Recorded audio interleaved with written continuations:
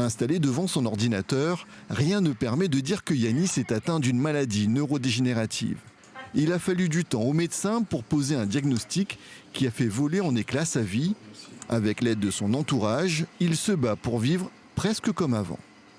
Une première étape, c'est d'accepter, de pouvoir comprendre pourquoi on n'arrive plus, on n'a plus envie.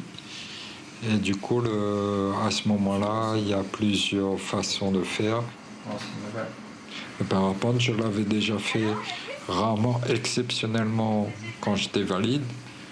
Le redécouvrir quand on n'est pas bien, c'est super, c'est génial.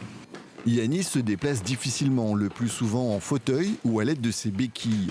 La maison où il vit actuellement a dû être réadaptée. Depuis que je suis pas bien, on avait réaménagé dans le principe qu'il y avait une grande salle de bain avec une baignoire en angle.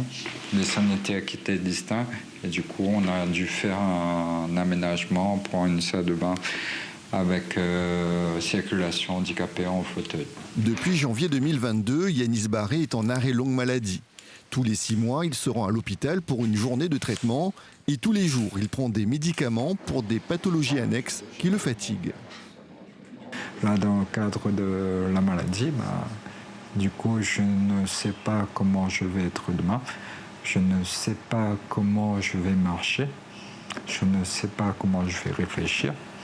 Je ne sais pas l'évolution relationnelle avec les différents gens.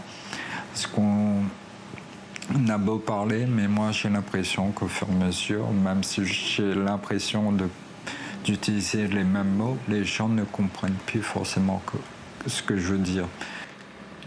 Être acteur de sa santé, c'est de savoir qu'on est malade, de mieux appréhender, de savoir comment on peut évoluer, quels sont les outils qui sont mis à disposition pour avancer.